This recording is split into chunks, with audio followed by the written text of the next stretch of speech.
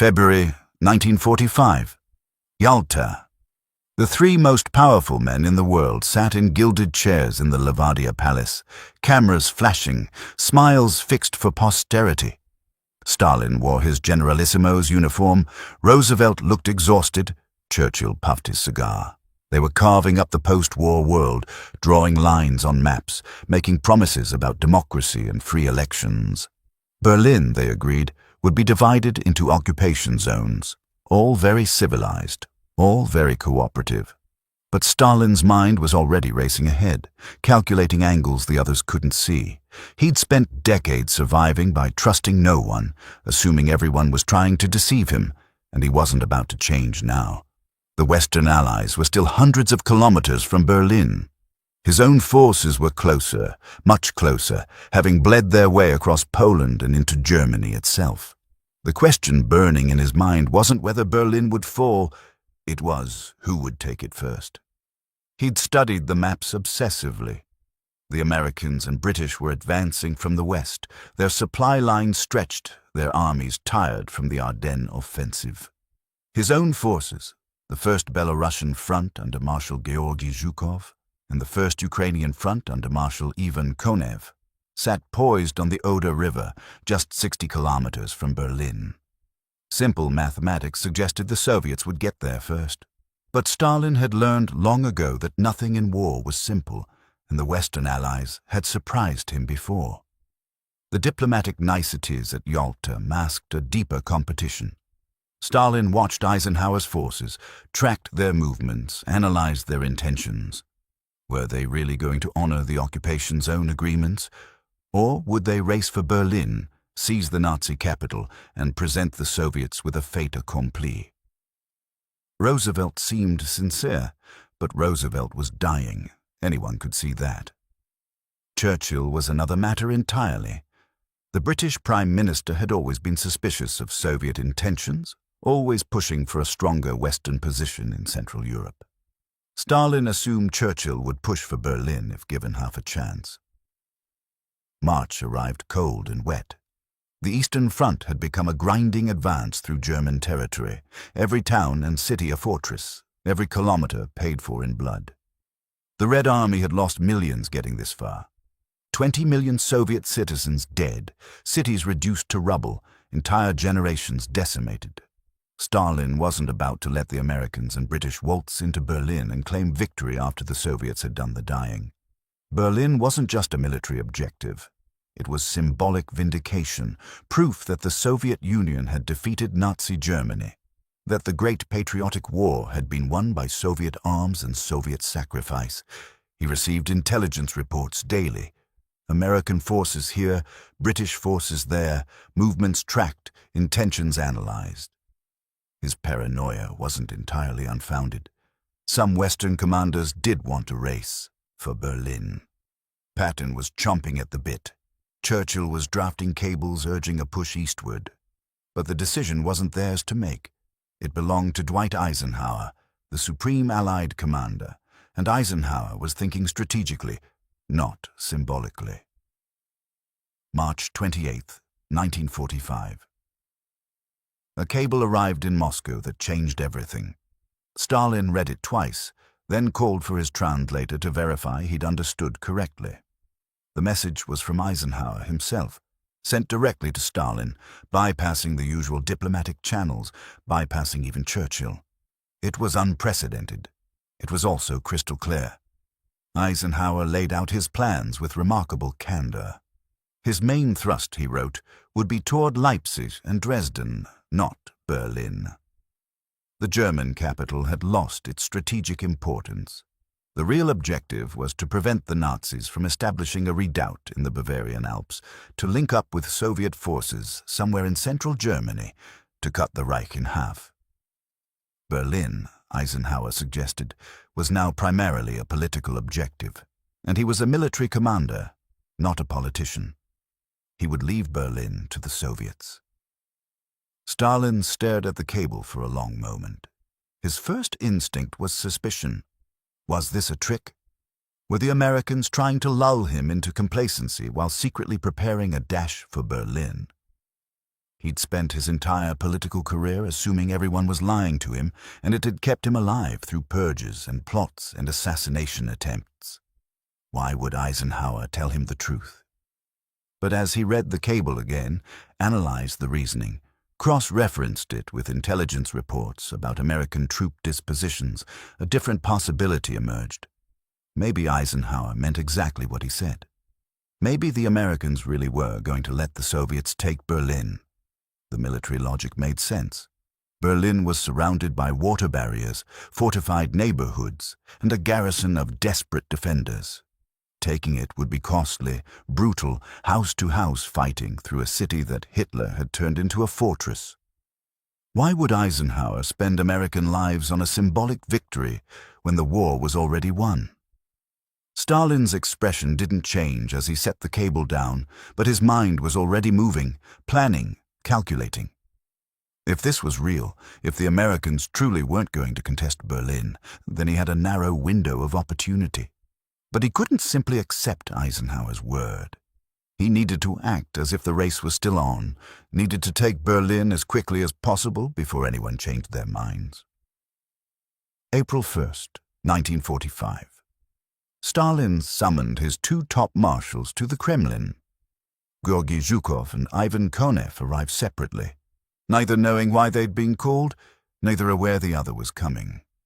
Stalin enjoyed these games, pitting his subordinates against each other, keeping everyone slightly off balance.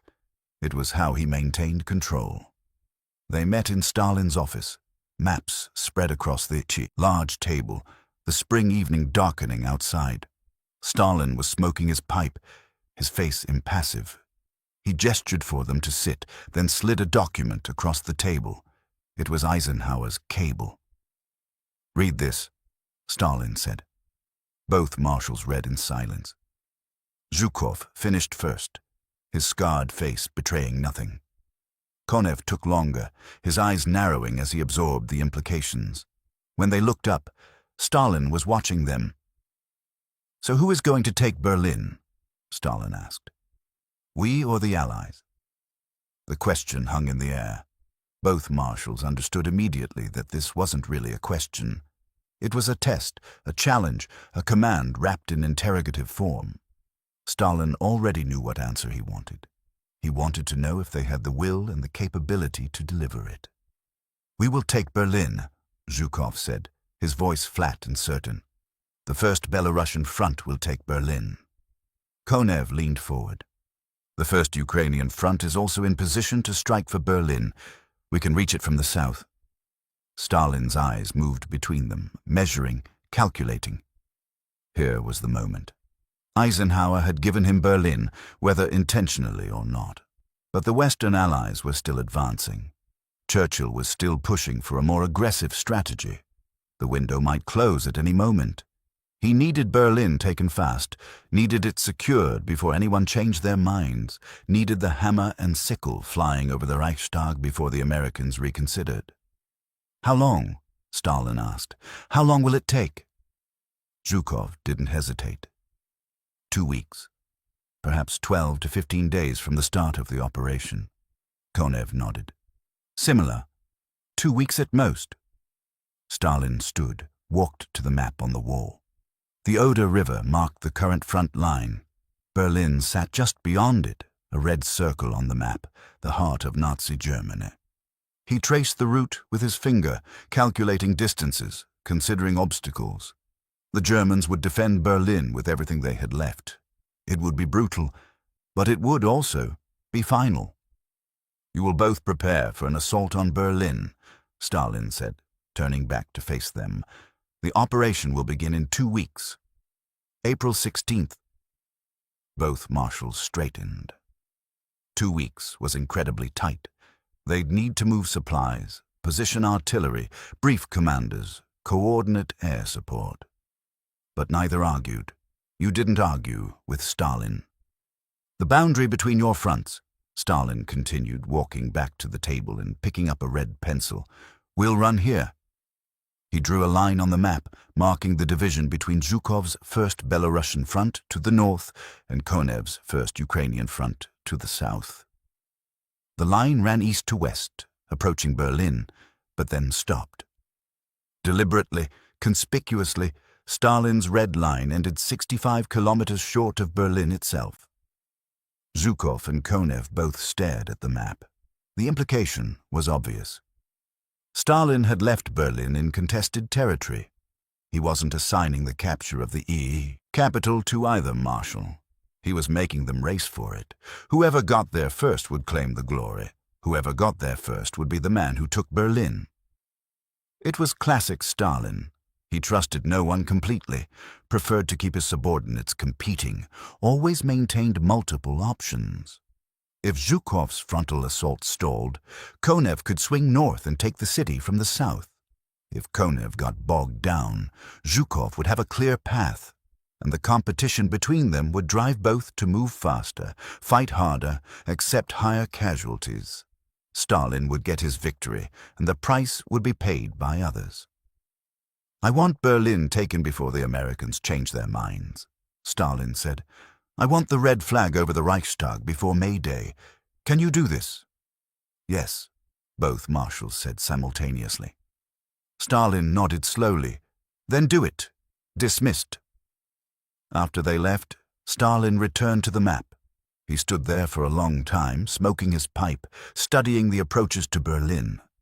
The city was a fortress, defended by the remnants of the Wehrmacht, by SS fanatics, by Hitler youth with Panzerfausts, by old men and young boys pressed into service for a last desperate stand. The Soviets would pay in blood for every street, every building, every bridge. But they would take it. They had to take it. The cost didn't concern him particularly. The Red Army had already suffered catastrophic losses. What were a few thousand more lives, a few tens of thousands, measured against the symbolic importance of capturing Berlin? The Soviet people needed this victory. They needed to see their flag flying over the Nazi capital. They needed proof that their suffering had meaning, that the millions who died had died for something. But there was more to it than symbolism. Stalin was already thinking beyond the war, beyond Germany's defeat, to the post-war order. Whoever controlled Berlin would control Germany. Whoever controlled Germany would dominate Central Europe. The Americans and British were allies now, but Stalin had no illusions about the future. The capitalist powers had opposed the Bolshevik Revolution, had intervened in the Russian Civil War, had hoped Hitler and Stalin would destroy each other. The wartime alliance was temporary, born of necessity. When Germany fell, the real competition would begin. Taking Berlin first would give the Soviets a massive advantage in that competition. It would let them establish facts on the ground before the peace conferences began. It would let them install a friendly government in the heart of Germany, secure their western border, create a buffer zone against future threats. Yalta had promised free elections in Eastern Europe, but Stalin knew elections could be managed. Results could be guaranteed, especially if Soviet troops were already in place. Eisenhower's cable had been a gift, whether the American general realized it or not.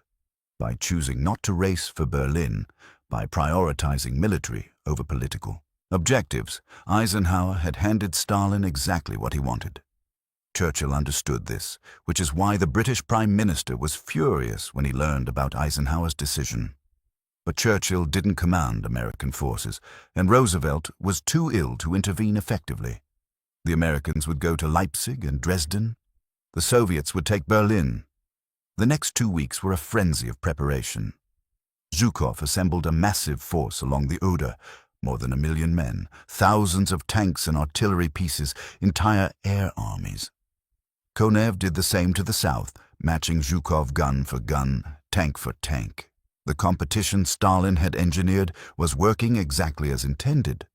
Both marshals were determined to be the one who took Berlin. Both were throwing everything they had into the assault. Stalin monitored the preparations daily, receiving reports, issuing orders, pushing for speed. He was 76 years old, his health declining, his paranoia, if anything, intensifying with age. But his mind was still sharp, still calculating, still focused on power and how to maintain it. Berlin was the key. Berlin was everything. April the 16th, 1945, 4:30 in the morning. The darkness along the Oder River erupted in fire. Thousands of Soviet artillery pieces opened fire simultaneously, the largest barrage in military history, shells screaming across the river, smashing into German positions, turning the night into day. Searchlights blazed, blinding the defenders, silhouetting the Soviet infantry as they charged forward. The assault on Berlin had begun. Zhukov attacked from the east, directly toward the city. His forces hit the Cielo Heights, a ridge of high ground defending the approaches to Berlin, and ran into fierce resistance. The Germans fought with the desperation of men who knew they were defending their capital, their homes, their families. The battle for the heights lasted 3 days, cost thousands of Soviet lives, but Zhukov kept pushing, kept throwing men and tanks forward, kept grinding through the German defenses. Konev attacked from the south, crossing the Neisse River, breaking through German lines, wheeling north toward Berlin.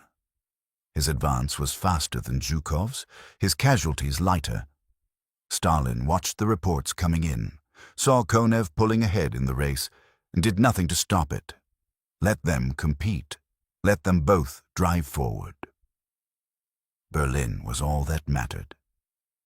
In his office in the Kremlin, Stalin studied the maps, moved pins representing Soviet units, calculated the distance remaining. The Americans were still advancing in the west, but slowly, methodically, not racing for anything. Eisenhower had kept his word. The path to Berlin was clear. April 21st, Soviet forces reached the outskirts of Berlin. The city was surrounded, cut off, doomed. Inside, Hitler raged in his bunker, ordering counterattacks by armies that no longer existed, moving phantom divisions on maps, refusing to accept reality. Outside, Soviet troops began fighting their way into the suburbs, block by block, building by building. The battle for Berlin was everything Stalin had expected. Brutal, costly, relentless. Soviet soldiers fought through streets filled with rubble, cleared buildings floor by floor, faced resistance from soldiers and civilians alike. The Germans had turned their capital into a fortress, and they defended it with fanatical determination. But the outcome was never in doubt. The Red Army kept coming, kept advancing, kept paying the price in blood. April 30th, Soviet troops reached the Reichstag, the symbolic heart of Nazi Germany. Fighting raged inside the building, room to room, stairwell to stairwell. That same day, in his bunker a few blocks away, Adolf Hitler put a pistol to his head and pulled the trigger. The 1,000-year Reich died with him. May 2nd, 1945. The garrison commander of Berlin surrendered. The red flag flew over the Reichstag. Soviet soldiers posed for photographs in the ruins, exhausted, victorious, having paid an enormous price for this moment. Berlin was theirs. The war in Europe was effectively over. Stalin received the news in his office. He'd been awake for most of the night, monitoring reports, waiting for confirmation. When it came, he allowed himself a small smile. Berlin. The Soviets had taken Berlin, not the Americans, not the British. The Red Army had captured the Nazi capital, had avenged the 20 million dead, had proven the superiority of Soviet arms. He thought back to that moment in late March, when Eisenhower's cable had arrived. The moment when he'd realized Berlin would be theirs. The moment when the race had been won before it even started. The Americans had made a military decision. Stalin had understood it as a political gift, and he'd seized it with both hands. The cost had been staggering. Estimates would later suggest that the battle for Berlin cost the Red Army somewhere between 80,000 and 100,000 dead, with hundreds of thousands more wounded.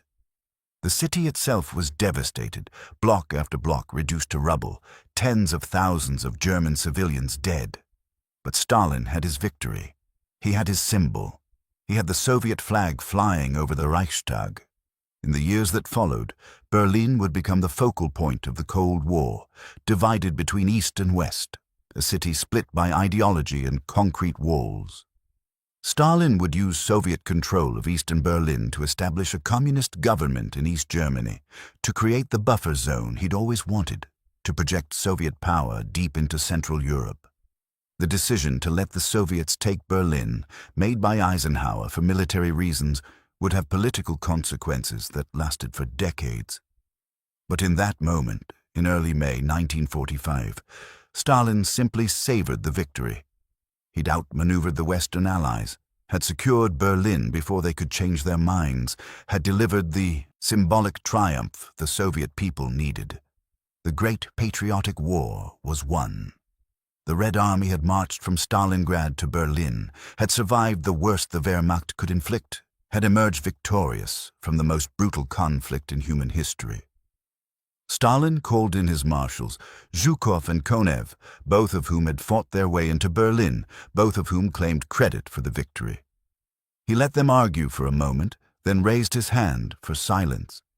"Berlin is ours," he said simply. "The war is won."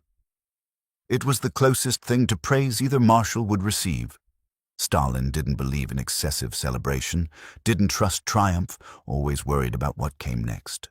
But for one brief moment, he allowed himself to acknowledge what they'd accomplished. The Soviet Union had defeated Nazi Germany. The red flag flew over Berlin.